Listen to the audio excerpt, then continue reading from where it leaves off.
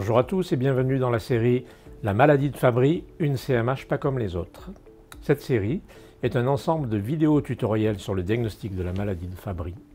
Aujourd'hui, je vous propose d'aborder les différentes étapes du bilan étiologique d'une cardiomyopathie hypertrophique.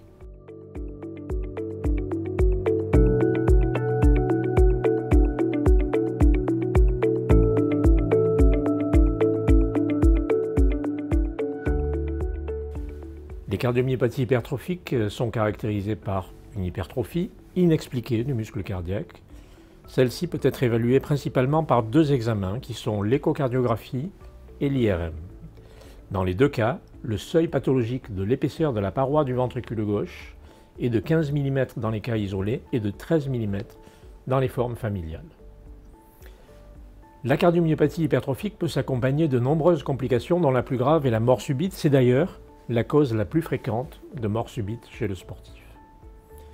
La cardiomyopathie hypertrophique est dans la majorité des cas une maladie génétique. Il s'agit de la cause la plus fréquente de cardiopathie familiale et dans plus de la moitié des cas, une mutation sur un gène du sarcomère peut être mise en évidence. Cependant, dans 5 à 10% des cas, une autre cause non sarcomérique peut être retrouvée, notamment des maladies métaboliques ou des amyloses par exemple.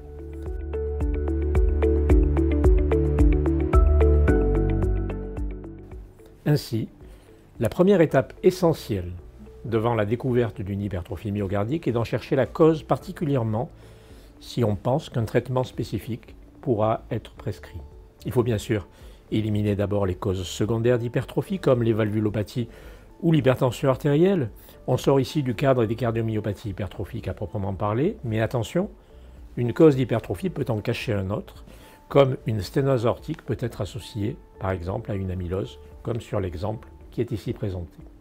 La présence d'une hypertension artérielle également, surtout si elle est bien contrôlée, ne doit pas faire éliminer une autre cause d'hypertrophie.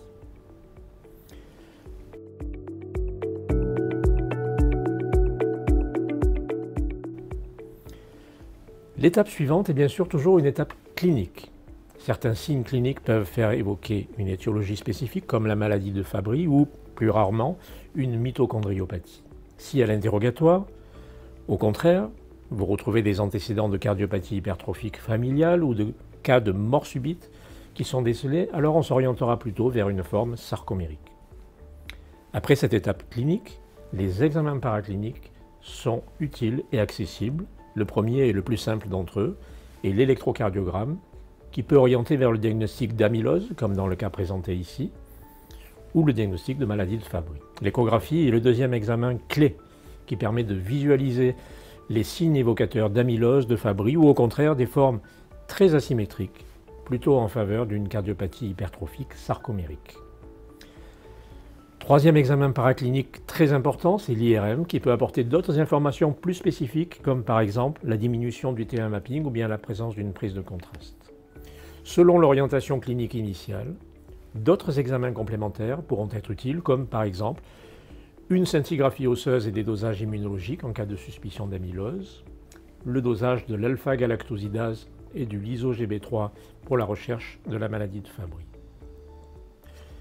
Plus rarement, et même exceptionnellement, on pourra envisager une biopsie myocardique. Cependant, n'oublions pas qu'aucun des signes cliniques ni paracliniques n'est pathognomonique d'une cardiomyopathie sarcomérique, et qu'à la fin, l'analyse génétique, qui est pratiquée dans les centres de référence et de compétences des cardiomyopathies, doit être systématique dans le bilan initial de toute cardiomyopathie hypertrophique.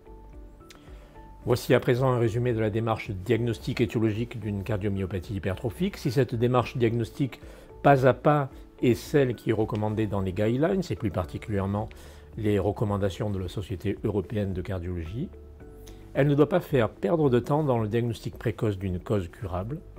Une démarche plus agressive de recherche globale systématique précoce est proposée par certains centres, notamment via l'analyse de l'exome.